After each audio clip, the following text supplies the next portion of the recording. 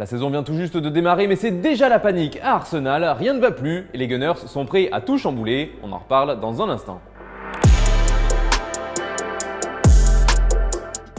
Bonjour à tous et bienvenue dans ce nouveau JT Foot Mercato. Aujourd'hui on se retrouve pour un gros focus sur Arsenal qui pense déjà tout changer. Il faut dire qu'avec 2 défaites en autant de matchs, les Gunners affichent une triste avant-dernière place en Première Ligue. Pas vraiment de quoi rassurer les dirigeants du club londonien. On apprend d'ailleurs dans la presse anglaise que la première victime de ce mauvais départ pourrait être le coach. Le board d'Arsenal aurait fait savoir à Mikel Arteta qu'il ne lui restait plus que 5 rencontres pour redresser la barre, sinon il devra quitter le navire. La pression est plus que jamais sur l'Espagnol, d'autant que son successeur serait déjà trouvé. Ce serait Antonio Conte qui pourrait être appelé afin d'éviter le naufrage.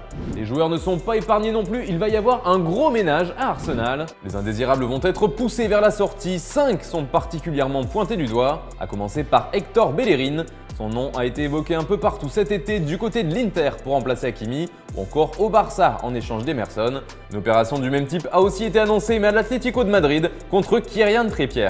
Pour Lucas Torreira en revanche, c'est bien du concret. Il est suivi de près par l'AS Roma et il est surtout annoncé en prêt à la Fiorentina. Aujourd'hui, il a envoyé un message sur les réseaux sociaux en dévoilant une photo dans un avion en direction de l'Italie. Kolasinac lui aussi est poussé vers la sortie et c'est le club de Fenerbahçe qui lui est associé. Pareil pour Edin Ketia, mais c'est du côté de Crystal Palace que son nom est évoqué. Enfin, Maitland-Niles, lui aussi, pourrait prendre son envol, mais sera conservé si Bellerin venait à partir. D'autres joueurs pourraient aussi s'en aller en cas de belle offre, et c'est le cas de Bernd Leno. C'est le gardien titulaire des Gunners en ce début de saison. Bon, il faut dire que le club londonien a acheté Aaron Ramsdale, 30 millions d'euros cet été. Leno pourrait donc être mis de côté pour lui faire de la place. Et puis, il y a aussi Willian qui n'a fait qu'une saison pour l'instant à Arsenal, pourtant il pourrait bien s'en aller. Grosse déception pour lui, il pourrait être libéré et retourner au Brésil. Et Corinthians serait en pourparlers pour un transfert gratuit. Même les 2 attaquants vedettes pourraient s'en aller. Alexandre Lacazette et Pierre-Emerick Aubameyang ont été annoncés dans le viseur du FC Barcelone, qui devra d'abord dégraisser. Le nom de l'ancien lyonnais serait aussi dans les petits papiers de l'Inter. Dans le reste de l'actu, le mercato de Cristiano Ronaldo et de la Juventus continue de faire réagir.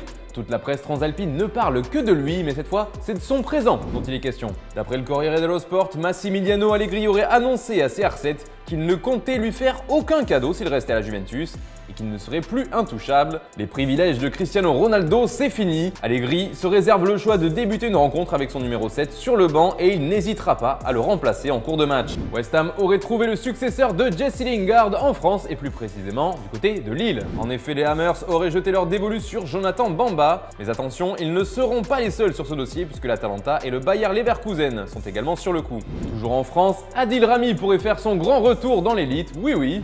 Libre de tout contrat depuis la fin de son aventure à Boavista, l'ancien international pourrait rebondir du côté de Troyes. Les Stacks penseraient à le signer pour avoir un défenseur expérimenté au sein de son effectif. Du côté de Lyon, on s'active aussi. D'après nos informations, les Gaunes vont envoyer une offre au Zénith pour Sardar Azmoun. Les contacts entre le clan du joueur et le club français sont réguliers, si bien qu'une offensive est en préparation. D'ailleurs, dans le même temps, ça se complique pour Thiago Mendes. Le club lyonnais réclame toujours 2,6 millions d'euros pour prêter le Brésilien. Flamengo ne serait pas très chaud pour payer cette somme et encore moins pour lever une possible option d'achat. Peu de chances que ce prêt aboutisse donc. Du côté du Barça, ça commence à faire long pour certains dossiers, comme celui de Miralem Pjanic qui n'aboutit toujours pas. Le milieu bosnien n'est pas satisfait de son temps de jeu en Catalogne, un retour à la Juve a longtemps été évoqué, mais rien n'est encore fait. D'autant que d'autres écuries italiennes sont sur les rangs avec notamment la Fiorentina.